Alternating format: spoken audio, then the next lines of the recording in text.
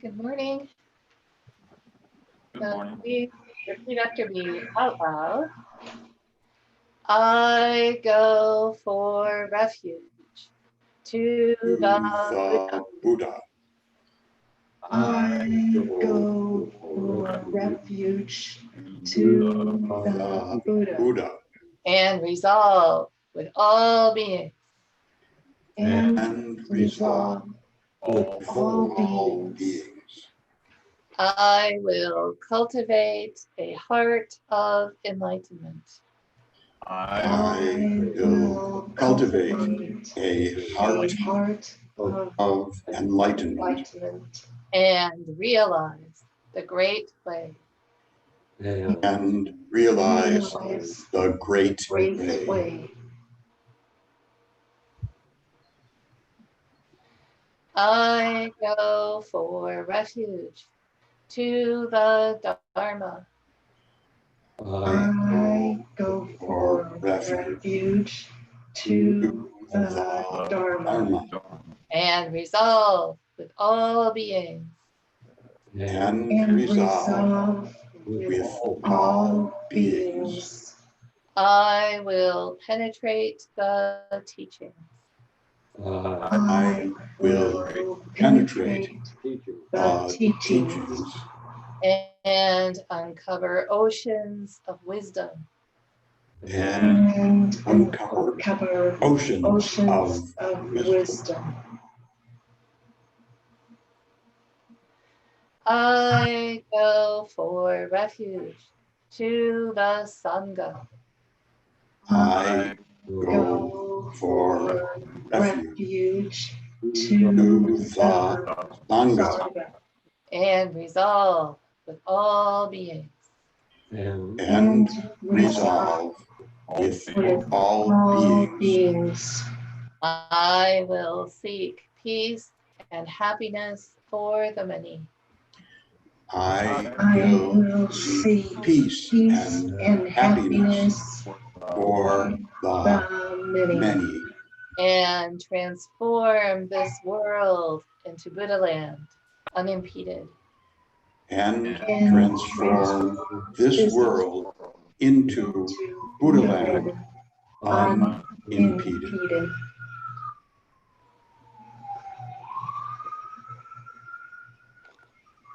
Oh.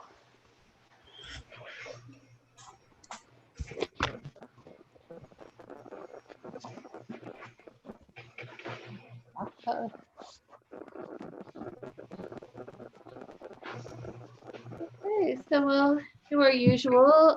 What I'll do is I'll put everybody on mute. Again, don't take it personally. That's just because chanting is not super easy when everybody's not on mute. And we'll chant / recite the Heart Sutra.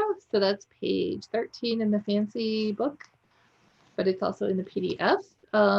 So I'll put you on mute, but just chant right along with me. And then we'll do our check-in and talk about the right livelihood guidelines a little bit.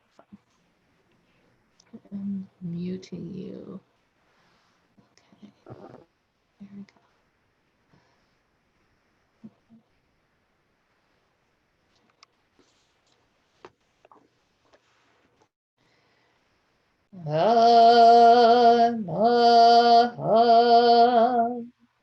Prajna Paramita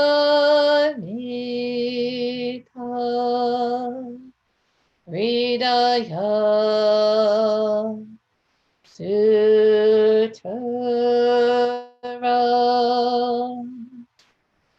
The Bodhisattva of great compassion, from the deep practice of Prajna Paramita, perceived the emptiness of all 5 skandhas, and delivered all beings from their suffering. O Sariputra, form is no other than emptiness, emptiness no other than form. Form is emptiness, emptiness form. The same is true of feeling, thought, impulse, and consciousness. Oh, Sariputra, all dharmas are empty. They are not born nor annihilated. They are not defiled nor immaculate. They do not increase nor decrease. So in emptiness, no form, no feeling, no thought, no impulse, no consciousness. No eye, ear, nose, tongue, body, mind. No form, sound, smell, taste, touch, or objects of mind. No realm of sight, no realm of consciousness. No ignorance, no extinction of ignorance. No old age or death, no extinction of them. No suffering, no cause of suffering, no cease from suffering, no path to lead out of suffering, no knowledge, no attainment, no realization, for there is nothing to attain. The Bodhisattva holds on to nothing but prajna paramita. Therefore her mind is free of any delusive hindrance. Without hindrance there is no fear. Away from all perverted views she reaches final nirvana. The Buddhas of past, present, and future, through faith and prajna paramita, attain to the highest perfect enlightenment. Know that the prajna paramita is the great Dharani, the radiant peerless mantra, the utmost supreme mantra, which is capable of allaying all pain. This is true beyond all doubt. Proclaim now the highest wisdom, the prajna paramita. Gate, gate, para gate, para samgate, bodhisvaha.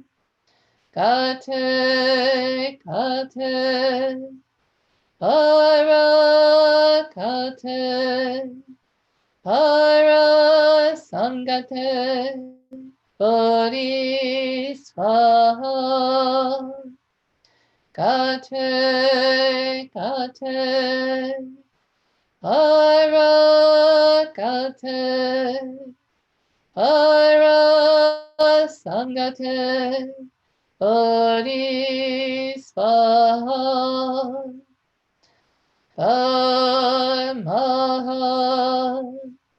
prajna paramita Hridaya Sutra.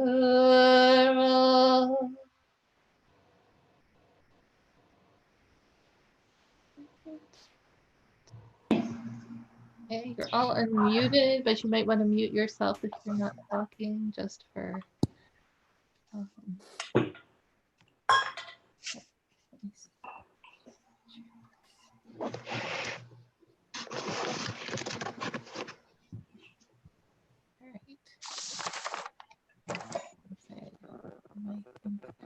All right.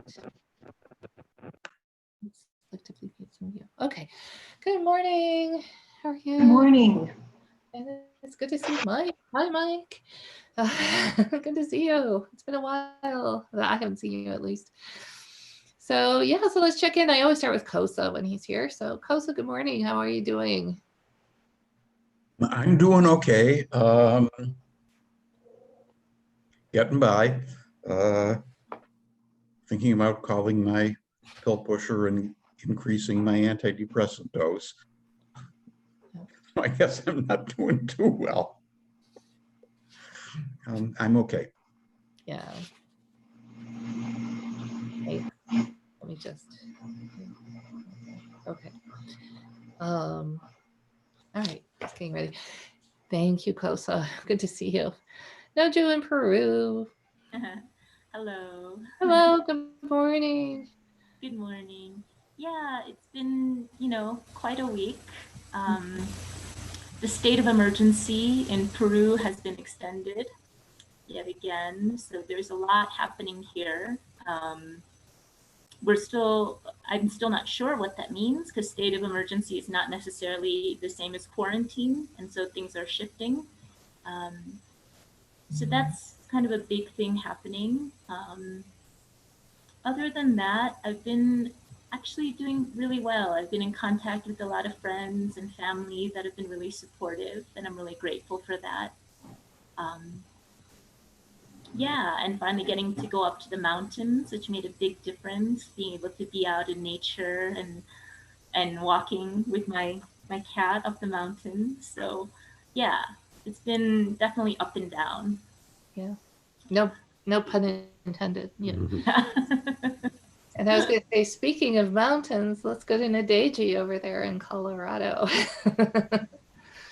Well, thank you. And here's my Ginger this morning. Sure.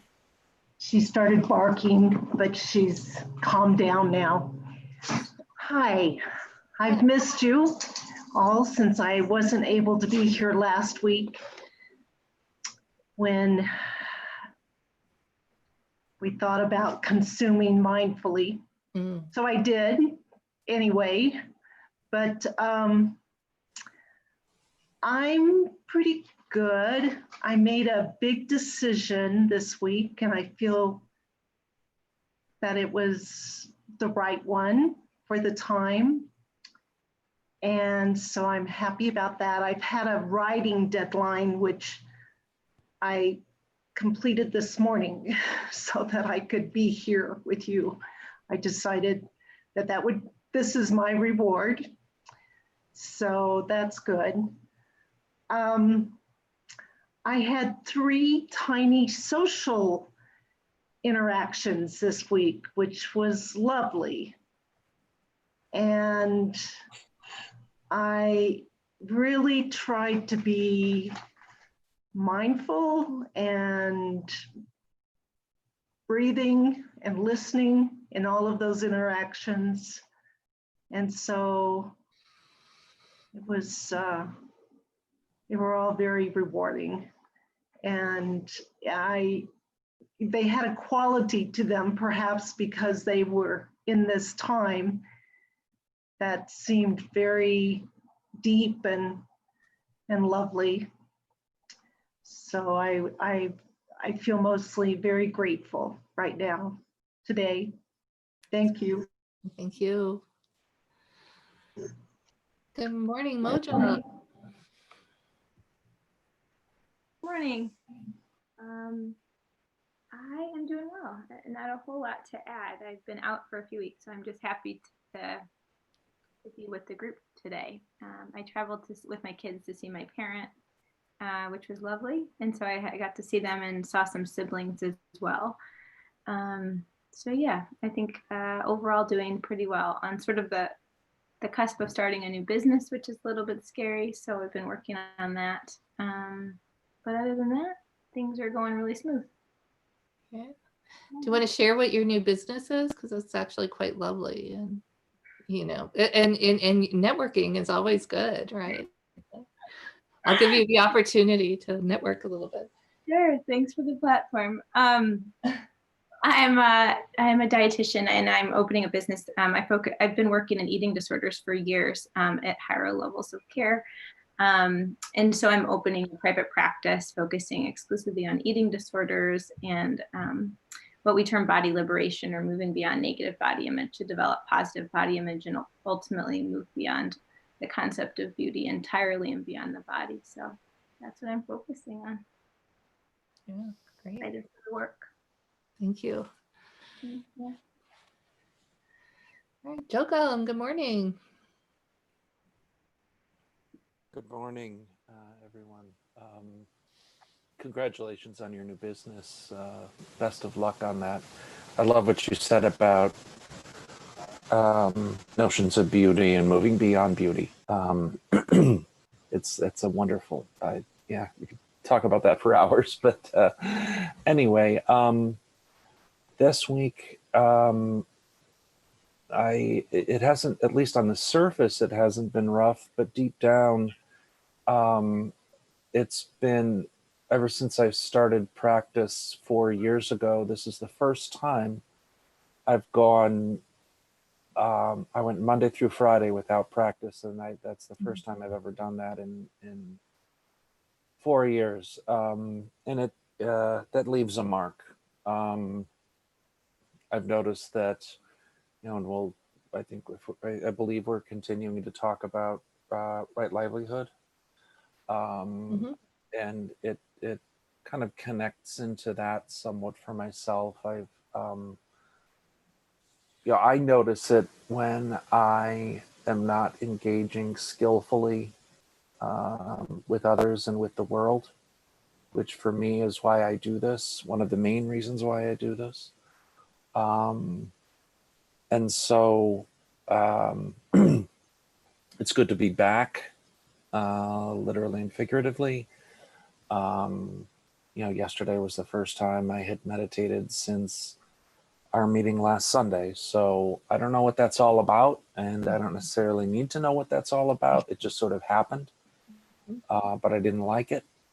So we'll see. So onwards and upwards. Onwards and inward. Yeah. Oh, nice. Very good, Kosa. Very good. Yeah. Wondu, very read today.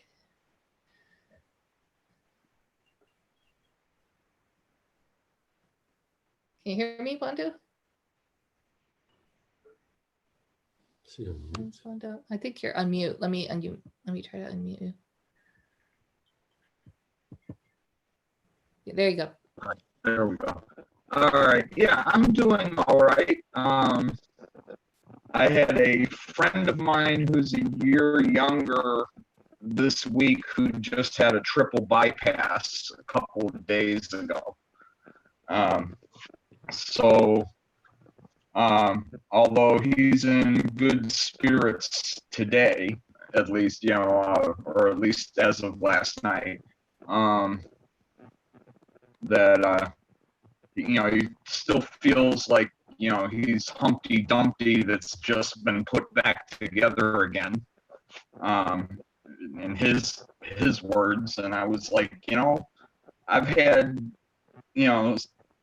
maybe not that kind of surgery, but still nonetheless a rather invasive one that ended up making me feel better than I had ever felt, and I'm like, I told him I'm hoping that once the incisions heal, that he'll feel that same way, that he'll feel better than he has in years, just kind of ride it out and see, But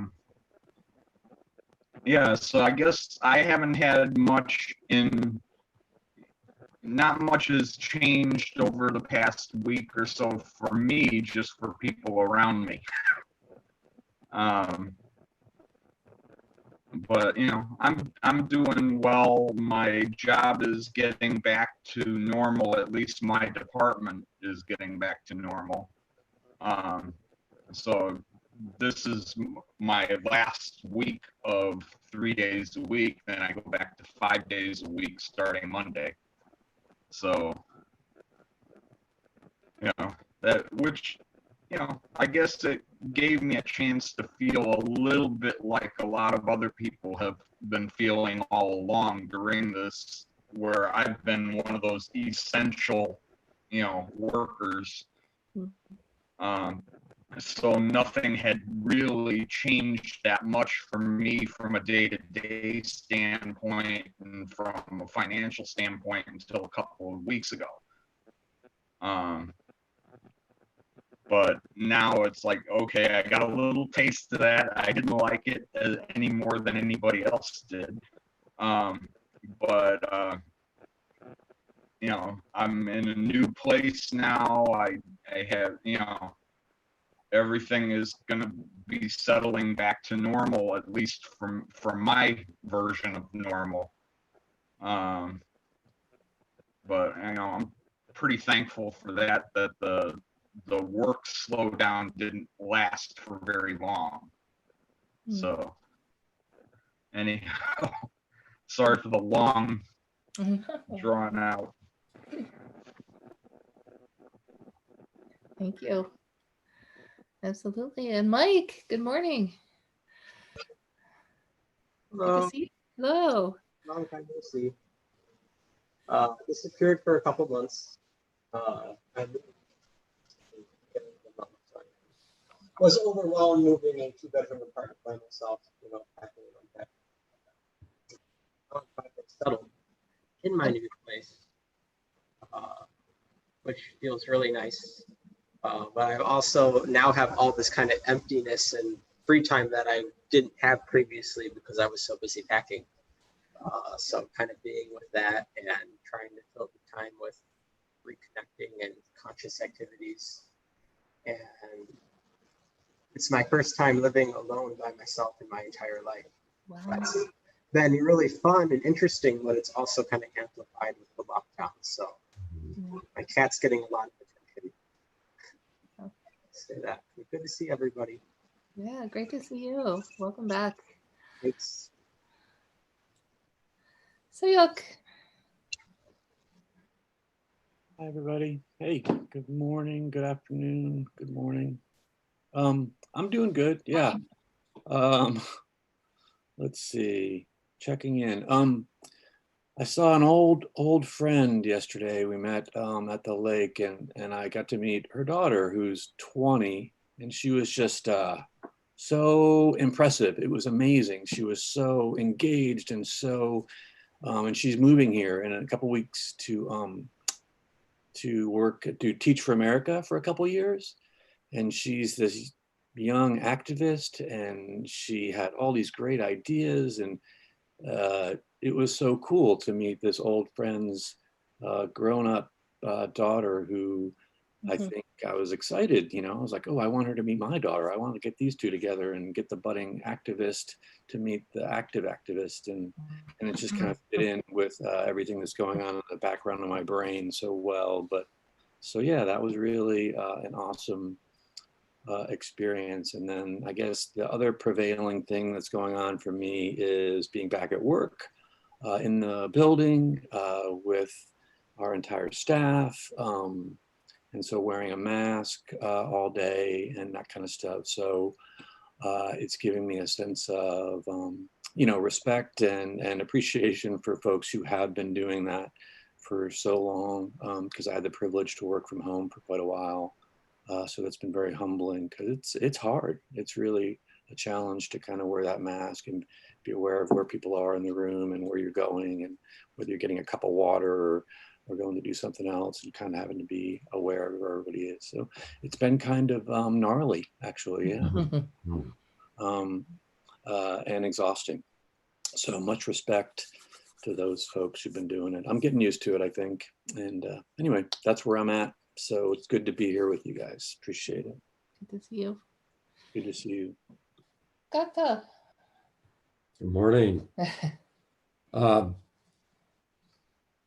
I found that one of my college professors wrote an autobiography, and he passed away about 15 years ago. And I would go on for hours to tell you all the things that come up reading this. But where I'm at with it right now is gratitude, because what it's done is caused me to reflect back over my life. And where I've ended up, this morning is in gratitude for all the people and institutions and other things that have helped me along the way. And so, and I've been blessed that I've not had a boring life. I was once bored on an afternoon in March of 1977, but it hasn't happened since. And I'm grateful for that too. And with that, Hey. I'm it. Yeah, 1977 was a bad year. Oche. Well, you didn't ask me what I was doing. No, I don't want to know. Oh, Yeah, okay. I'll ask you later. Okay. Good morning. It's good to be among very good friends. So yeah, very happy to be here. it's been, say somewhat guiltily, but I feel like I've been doing great. My son was here at the temple for 10 days, and we were all over and met up for a distance hike with Sai, who's a temple member, and his son G. We went to the Indiana Dunes and swam in Lake Michigan, and we have a metal detector that Orak, who's also a temple member, helped us to buy and learn how to use some years ago. And we've just been all over town looking for play lots and wood chips, and it's sort of become this metaphor for my life that, there's all these sort of hidden treasures all around us. Granted, maybe they're just rusty old pennies, but still. And yeah, it's just been a real delight. And Jogam, I was just thinking about what you were saying, and when we were Dharma students, it was encouraged to take time off where we didn't practice at all, with the purpose of seeing that it would provide with a better perspective on how the practice is functioning in your life. So I'm hopeful for you that this will be a great opportunity for you to see. And it worked. Yeah, it worked. You're like, I'm not doing that again. And Mike and Wandu, I hope you guys are enjoying your new places. I hear Haley Wandu gives the new house 2 enthusiastic thumbs up.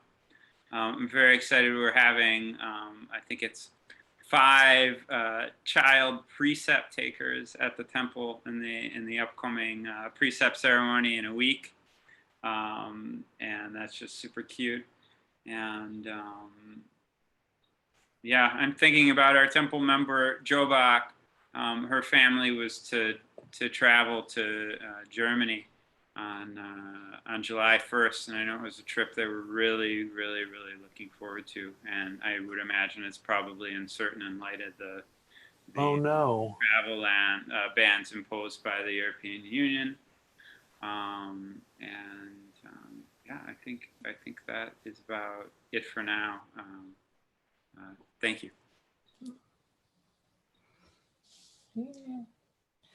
Yeah, and I guess that leaves me and Ted, our orange cat, who I've noticed he loves chanting. And so whenever I start chanting, he sort of comes in and he's just like, wow. So in the evening, and yeah, it's really kind of adorable. And he's meditating right now. I can, it's actually better.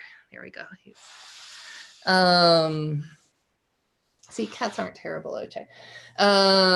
But yeah, no, so yeah, I'm busy. I think it was yesterday. Friday, I finally had the first day, I think, since March, where it felt like, speaking of pause, breathe, listen, that I could just kind of take a deep breath, that there wasn't a fire to be put out or something really pressing that needed to be taken care of. And there was that beautiful rainstorm, and it was just a good day to just take a breath and feel a little bit caught up with things. And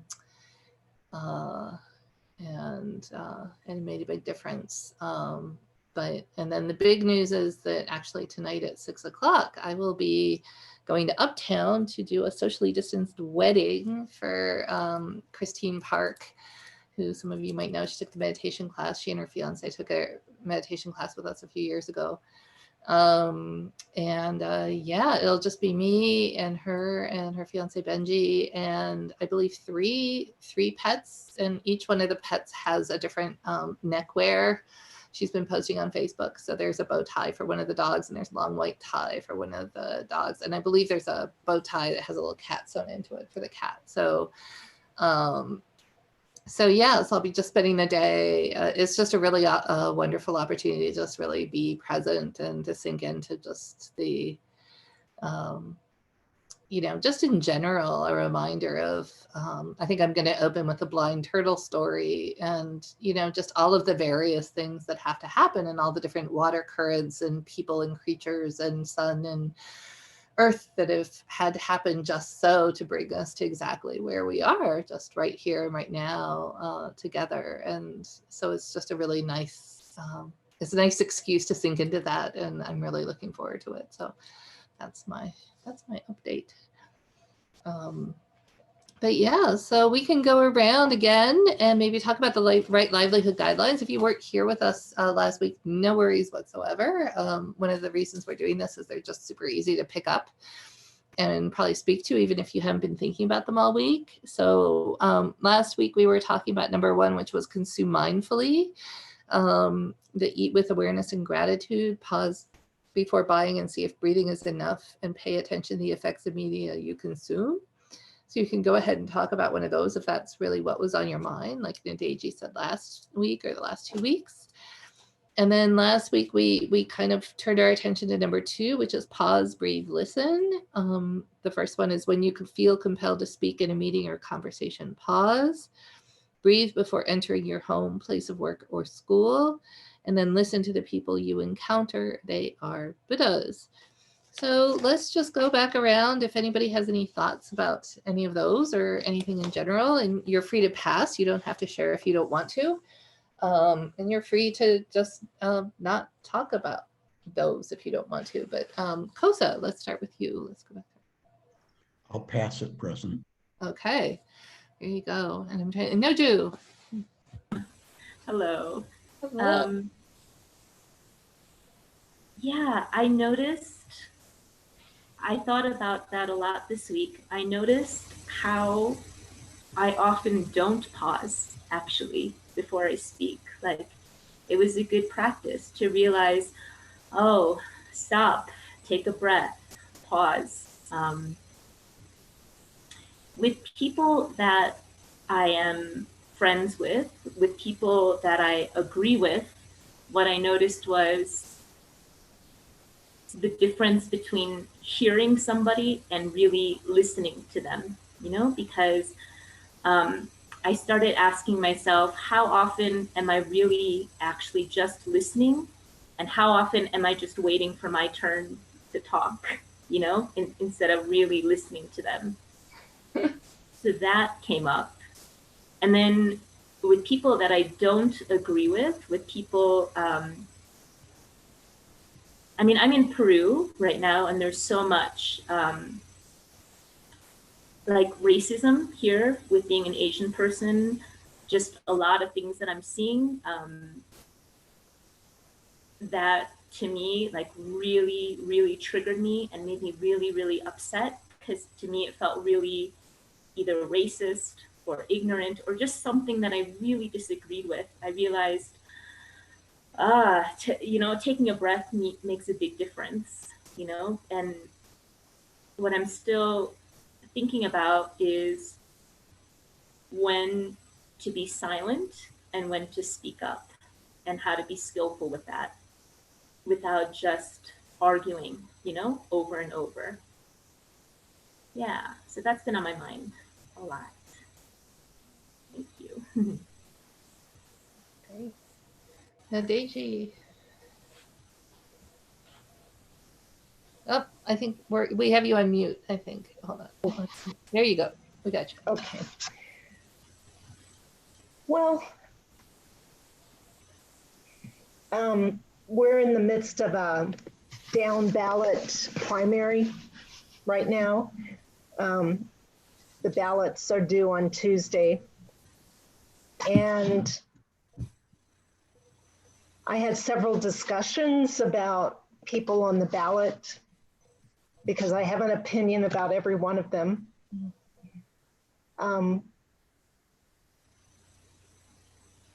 And I guess the only difference in what I did this week with that, because I do have an opinion,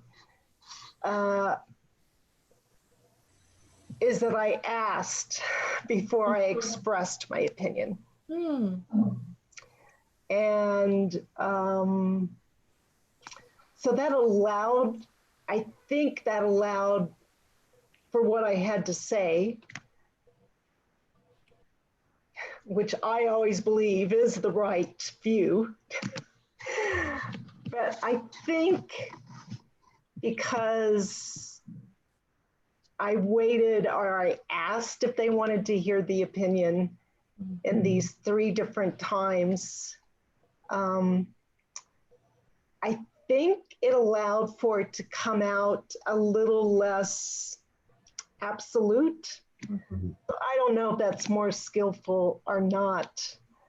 The other thing that I guess I want to say that I would have said in my original check-in, one of my very, very favorite teachers died this week.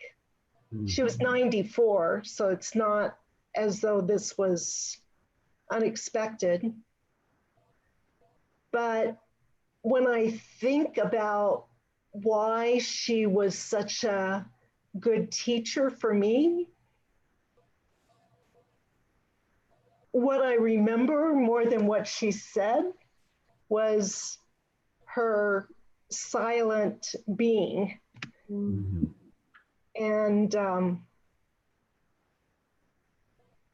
but she was still very influential. And so that's just something else I noticed and would like to be a little bit more in that place sometimes with people. Except I think strongly about everything, and so feel given to share my opinions. And so, but how I can do that is, I think, somehow in this right livelihood one. Thank you. Thank you. Thank you so much for that. That was very helpful. And I'm realizing a friend of mine from college is your attorney general, mid-age. So Phil, yeah. Oh, really? Yeah. I went to college with Phil. Interesting. Yeah. It's a little weird. Let's see. Any volunteers? Good night. Moja, any thoughts about either one of them? I know you're making a business out of consume mindfully. Yeah, I mean, I guess what struck me, I mean, and this is in my work, but also in my life, obviously, too, you know, what was mentioned around this sort of deeply listening and feeling like being with people is an opportunity to really listen well, and how often we let those opportunities sort of slip by. And a teacher of mine, when I was getting into counseling work, you know, asked, you know, are you in the session with someone to connect with them or to correct them? Oh. And that I always carried with me as something exceptionally helpful. You know, we know that people are so much more influenced by what they think and say themselves than by what we say to them. And so always trying to remember that the connection and what you're able to hear from them is maybe the most valuable thing they'll take away. So those are always the pieces in my work, but in my personal life too, right? With my partner and my kids and everyone I meet, just being present. There's so much of the work that we do, Buddhism, that is just is so profound in every interaction, right? The ability to be rooted and present sets the stage for everything else. So I guess I've heard the others speak, that's what struck me most. And then just, you know, Nadege, I would say too, that sort of asking permission, I have found that really helpful as well. Again, particularly in my work where I was, you know, trained to sort of give advice, like be an expert in the room. And the real job is to make the other person the expert. So this idea of, you know, would it be okay if I, you know, shared something with you? You know, asking that, I think, can be really disarming and exceptionally helpful. So people don't feel like you're just telling them, which is never helpful. So I found that permission asking really helpful as well. So yeah, those pieces from the two really resonated with me. While we're on this listening, and before we move away, I want to throw in two things. One of them is that I think people have a deep and profound need to be heard and understood. So that's part of our task. Another thing is that, and that's from the giving perspective, and another thing from the personal effectiveness perspective, there's not much of a distinction actually, but people will not be able to hear you until they understand that you heard them. So before you toss in with what you want to contribute, you have to convince them that you heard them. Otherwise, you end up with them repeating the same thing again, and then you repeat the same thing again. And as soon as you hear people starting to repeat the same thing again, that means they don't think you heard them the last time.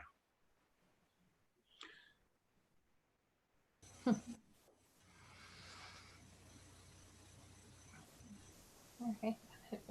I'm kind of blown away by the level of wisdom in this virtual room right now. So I'm just listening. Wandu, anything to add? I think, are you muted? Let me unmute you. There we go. I don't think I have much more to add to that. I kind of feel like I talked way too much earlier.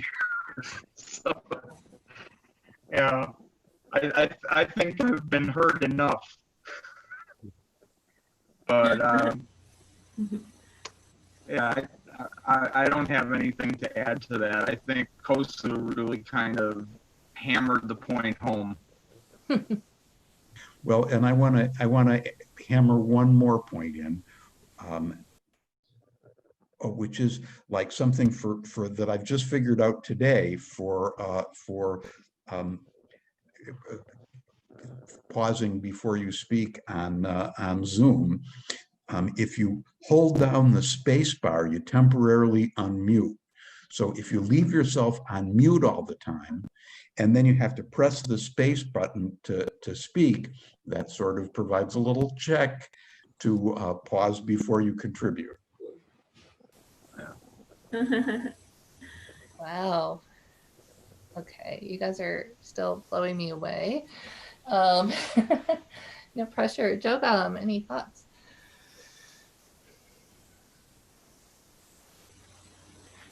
Yes, thank you. Yeah, I alluded to some of it earlier in my lack of practice. What I find so interesting about the pause, breathe, listen is that it's a gateway in so many ways to the other guidelines. It's almost a jumping off point kind of for everything. And, when I was referring to not being skillful in my interactions, I think that so much of it is rooted in just not the pause, breathe, listen. Even if one's just listening to oneself. What is it we all have to do that's so damned important other than just breathing? That's all we have to do. There's other things we have to do at certain junctures, but at any given moment, if our focus as Buddhists is the present moment, that one moment, the only moment that exists is the present one, all that has to be done in that moment is to breathe. And I just find the wisdom of this particular guideline to be so rich. It's, as we say in science, it's a very packed data point. So yeah, that's all. Mike, any thoughts with your friend? Who's your friend? This is Jenny. Aww. Yeah, so I didn't plan anything for this. So I've been talking for a while. But it's interesting that you brought up binge eating and binge doctors. That is precisely how I've been handling the whole situation. I've been eating a lot, and I eat very healthy. I'm vegan and I shop at Trader Joe's and all that. But I'll open up a thing of almond butter and half the jar will be gone in like 5 minutes. Type of thing. So I've been really trying to be more mindful of that. And I have like positive affirmations on my pantry door now. And I got some resistance bands, and I'm starting to weightlift again, which I used to do years ago. Try to turn it into something positive and just be with it. And then shopping as well. And some of it has just been moving into a new place, and there's always things that you need to get. But end of the month, looking at everything, I spent more than I thought I was, and of course that doesn't feel so great right now with everything going on. So it's really, I'm trying to be more mindful of all that, and it really hasn't worked as well as I've been hoping. But July's a new month, so we'll see. But yeah, those two have been kind of my ways of coping, I suppose. It's so easy to go on Amazon and just click and deliver to your door the same day a lot of the time. So yeah, I need something new for my kitchen. Not really, but I got it anyway. So yeah. And then trying to. Oh, go ahead. Oh no, I was gonna say trying to be more conscious with what I do every day too. So I got days where I'm just like Netflixing and escaping. So trying more to watch like YouTube videos of Ram Dass lectures and different spiritual teachers, and being more productive, or at least I feel more productive just watching something on Netflix. So I'm trying to replace these habits with better habits that are still more or less the same thing. Some level it feels like it's working. Yeah, that's all I got. Thanks. Great. Sayok. I think I'm just into the idea of listening to you all today because you're all Buddhas. But let me if you'll allow me, I'll share something personal with you because I feel like this is hitting me in a good spot right now.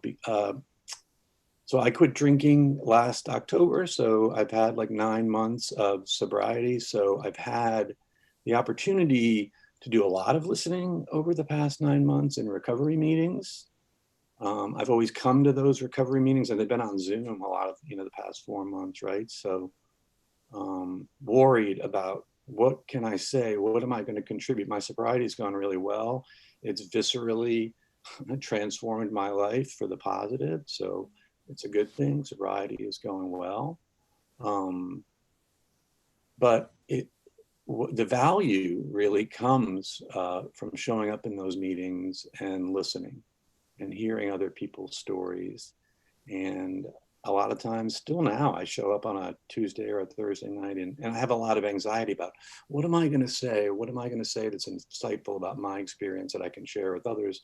But you know what? I mostly get positive stuff back from hearing other people's working with their own struggles and their own successes and their own joys and their own problems. So anyway, this idea, and also I've come to these Sunday meetings with a lot of sort of like self-imposed sort of strategies of, what is my practice giving me this week and what can I really share? But so this is really just hitting me really profoundly, like it's okay just to show up and to listen, and I've been so much more present in the past 6 or 9 months with my family, with you all.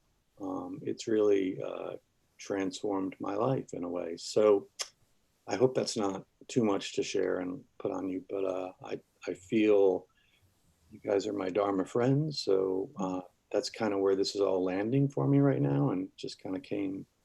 So instead of just listening, I'm actually talking a lot, but the listening means so much to me. So thank you. Before we go further, I just want to say that I don't feel you shared too much. I think I am just very gratified for that sharing. Thank you, Kosa. Absolutely. Akka. What struck me about this guideline was the line about breathe before entering your home, place of work, or school. And that caused me to think about what's been going on for the last few months with these masks. Because I am now going to take a different attitude towards wearing the mask.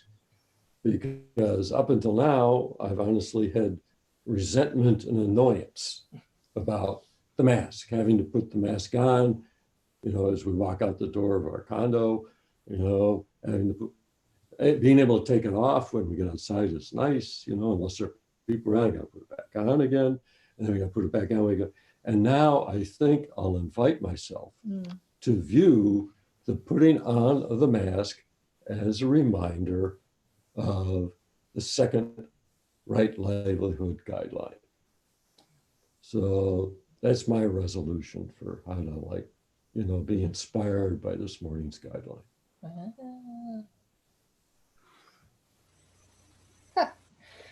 All right, Oche. First of all, I want to say that I am now using the space bar to unmute system. There you go. I'll answer briefly, but I talk a lot, so I might get tired holding it. So, but I have been thinking a lot about the right livelihood guidelines in terms of listen to the people you encounter there, Buddhas, and just listening to everyone here. This whole chant book that we have was sort of traditional scriptures and is composed primarily by Samusunam, our founding teacher, with some help from Kosa, I hear. But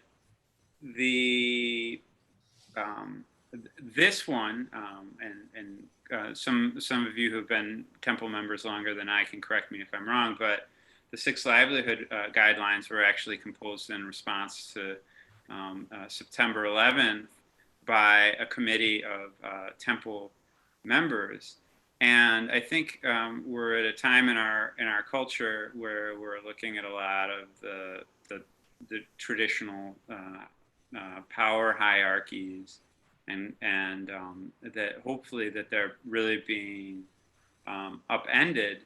And also, I just think that this idea is beautiful, that maybe, and I think in Buddhism, there's sort of a propensity to kind of follow the leader, and that's important when our teachers have great wisdom. But more importantly is this idea, I think, that each of us is a Buddha, and that maybe the next Buddha in the world isn't so much going to be a messianic figure, but just this enlightened community of practitioners. And I'm hopeful in these times, which seem very, very troubled, much like the time following the September 11th attack, that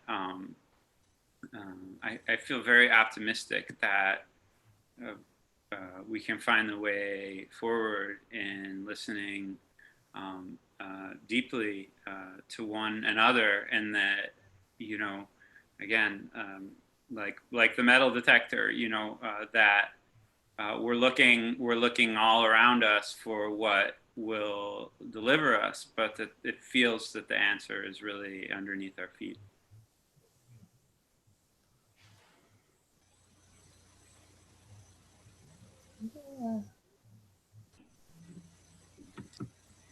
Yeah, so it won't surprise probably anybody on the Zoom, and certainly not the person sitting next to me. This is the rough guideline for me. Well, actually, they're all kind of rough depending on the. But I'm not a fantastic listener. I'm getting a little better. And just from my reading, my Buddhist reading, instead of kind of like, oh, I'm not a good listener and I better beat myself up and I better be a better listener, I was like, why am I not a good listener, right? And that seems like a less, like an interesting path to go down. Like, why is it hard for me? And it connects me to sort of just a childhood growing up where you actually kind of have to hear it to believe it. But I was actually not really allowed to talk pretty much from, I don't know, middle school through high school. And I know that sounds like an exaggeration, but it's true. And so to sort of, when we hear somebody who might have issues listening, to think, maybe they have issues listening or they're talking too much because of wounds, right? And they haven't, like Kosa said, they haven't felt heard, and they're kind of trying to make up for it or something like that. And that might shift it, instead of like, oh my God, this person's annoying and who does she think she is? Which I'm sure that has crossed many of your minds. To say like, wow, like this is a very thirsty plant and let's just let it, kind of do its thing for a while and bear with it. So I guess that's my apology for being a lousy listener a lot of the time. I also just get very excited about things and just barrel on. But I'm learning, and one of the things that struck me, so I was telling Gakta this morning on our morning walk, I got a message last night at 8:00 in the evening from the provost of the university. And this program I'm directing is right under her. And we've been having staffing issues and I've been going back and forth. And she obviously has a lot more on her plate. And she emailed me at about 8:00 last night. We were watching a fun movie, the Will Ferrell Eurovision movie, actually, which is actually hilarious on Netflix. And I saw the message. And I've increasingly with email, like I've thought about the cow with no nostrils, and Nadежда will appreciate this. So I have a message from the provost in my inbox. So there's first resentment that she's sending emails at 8:00 on a Saturday night because boundaries, and that's not cool. But old me would not have been able to do this. I didn't open it until this morning. Like I just let it, I was just like, it's going to be there tomorrow. It's Saturday night. I'm just going to let it. And I used to not be able to let email sit at all. So, and I know these were probably written before email had taken over our lives, but increasingly I'm better able to just like put the little star thing by it or write a note to myself on an app and just sort of say, oh yeah, these are the emails you need to send later today, and just let it. So I kind of feel like, I'm making incremental progress. Oftentimes with my progress, I think of the Zen story about the guy walking through a forest path, and he sees a monk with a feather stroking a stone, and he says, the monk, what are you doing? And the monk says, I'm making a needle. And I that's probably the pace of change in my own life, but it's something. So any other comments or things to say, or you hit your space bar now? We all know how to do that. I just want to say one thing that I thought of when Oche was speaking, and it's this line from Leonard Cohen in one of his last songs, Anthem. Mm-hmm. And the line is, there's a crack in everything. That's how the light gets in. And I really, really appreciate that line, because I think we're having a big crack in our world right now on all kinds of levels and all kinds of directions. And this idea of the light maybe revealing some of those cracks, I think is useful. Even if we're just listening to it or becoming aware of it. So that's all.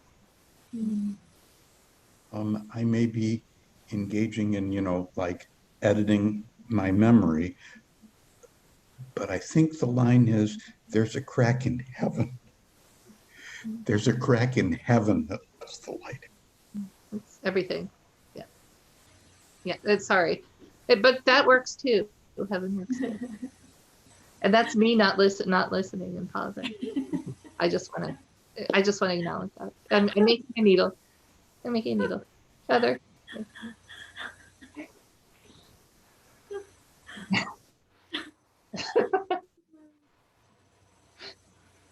Go ahead, test me again. I'll jump right on.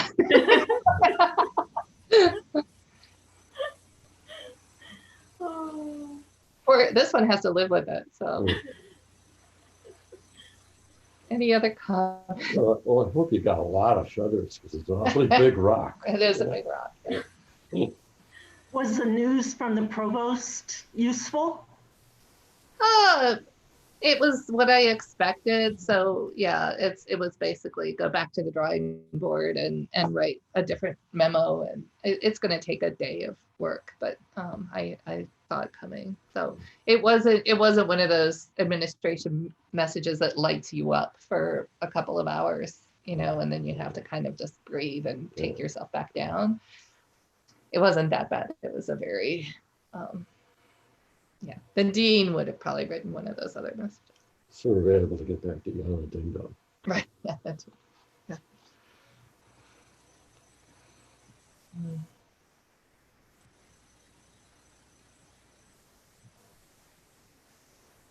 Any other thoughts? There was just such great wisdom floating around, and it's noon. I'm assuming the precept takers are all done, right? Is Sushim still doing that? I think they're done.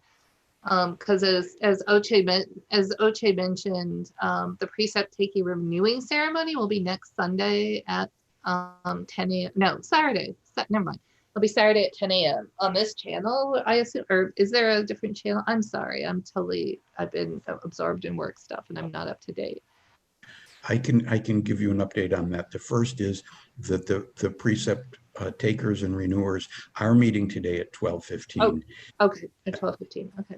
And the second is that the Zoom number hasn't been set up, and we're supposed to get that information pretty soon. Okay. Yeah, we'll send out an e-blast this week as soon as we have that, so that anybody who wants to sort of see the precept ceremony, Doan will be officiating, and it'll be precept takers from Ann Arbor and Chicago, including, as Ochi mentioned, the 5 kids. So that'll be next Saturday at 10 a.m. our time, and then and we'll get that information to everybody, but be on the lookout. And then the other, so next Sunday at 10 a.m., however, we will not meet here because we will be having all sorts of seminary and student and teacher meetings, and they'll be going on during this time, but we will meet. We're just taking a week off.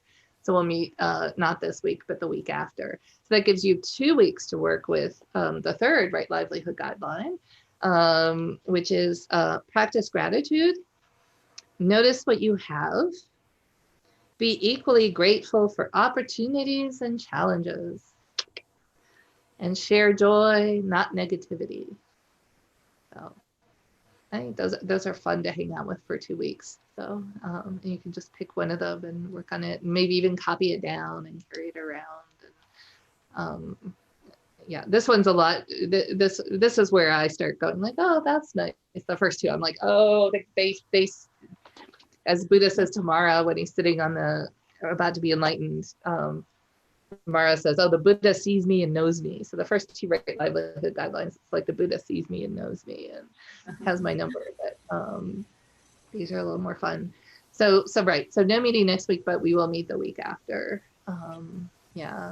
And any other comments or questions? Or it's just great to see everybody, and thank you all so much for all your wisdom and I'm going to start asking people if I can share my opinion. He'll fall over the first time I do that, because but yeah, thank you. I really appreciate all of it. It's really great to see everybody, and yeah, so good to see you all. So yeah, in 2 weeks, and there we go. And thank you, Michael, for in chat. There's cracking everything. That's how Blake is in. So our friend Leonard. So have a wonderful, wonderful day. Yeah, get out there, and you all are just such bright, shining lights in all your corners in Peru and Colorado and up where Moja is and all over the place, all over Chicago. So there you go. That's a lot of light getting in. So let's do the 4 great vows. All beings, one body. I vow to liberate. Blind passions, one root. I vow to terminate. Dharma gates, one mind. I vow to penetrate. The great way of Buddha. I vow to realize. Thank you all so much, and hope to see you next Saturday at the precept taking and renewing. I'll be tuning in, and yeah, great to see everybody. Even if you're not taking renewing, you can just watch and cheer. All right, see you later. Right.